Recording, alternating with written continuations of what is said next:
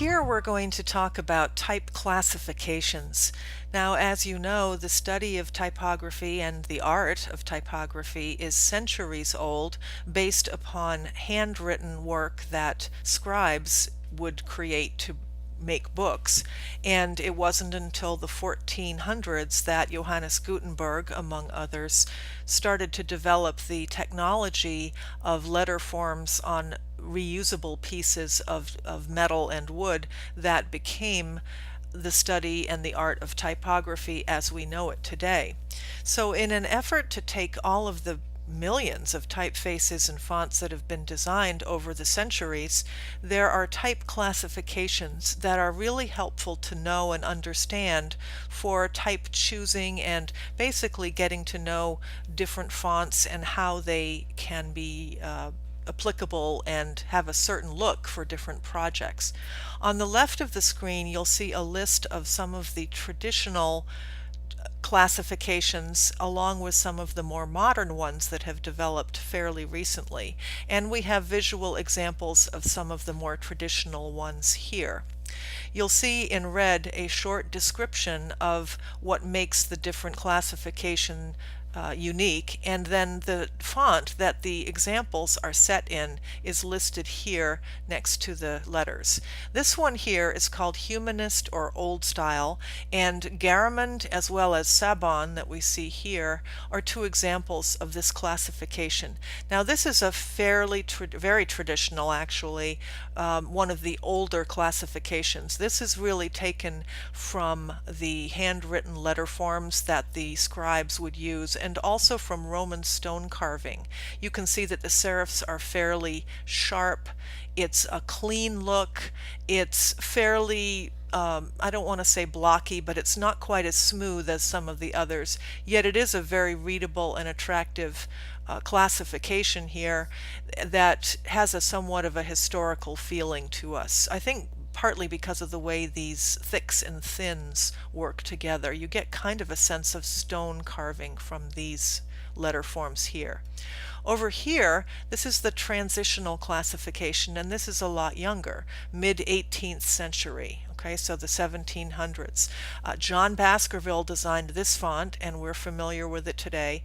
You can see that it's slightly different from the old style. The serifs are flatter on the bottom. There's more of a rounded sense of the serifs on the lowercase a. It's a little bit more flowing, a little bit wider on the a here, a little bit more readable. They're both very readable, but this one has a little bit more of a flow to it. So this is considered transitional. This is considered modern here. The Bodoni and the Dido typefaces that you see in some of the Art Deco typefaces you might be familiar with are an example of the modern classification. Now, it's not that modern to us. It was early 19th century, but that's fairly young in the history of typography. You see extreme thicks and thins, really thin, delicate serifs, very dramatic, and this must have been quite a breakthrough when these fonts were first designed. This one here, Clarendon, is an example of Egyptian or slab serif, and you can definitely see the thick, blocky serifs that are being used here. It's a very bold and dramatic typeface. Look at the circle there on the top of the serif of the lowercase a. This is a great font for headline use. It's not so good for body copy because it's so thick and blocky. But slab serif fonts are used in they're great for industrial ads. The Victorians used them a lot in their broadsides and in their advertising, and it can be very successful when used in the correct way. These three classifications here at the bottom are three different versions of what we call sans-serif. Now you're familiar, or you're becoming familiar, with serif and sans-serif typefaces. Sans means without, so any font that does not have the little feet at the bottom is known as a sans-serif typeface. And we have Gill Sans down here, which is based on the Humanist old style fonts, but it doesn't have any serifs. So this is a modern take on those older Humanist typefaces. This Transitional here, which is our old friend Helvetica, very popular, has a clean modern look. The counters and the X height is very large on these letters, and it makes it very easy to read. And as you probably know by now, this is probably the most famous typeface in the world, and it's used all over the place. It's extremely easy to read, very, very good shelf life on this font here.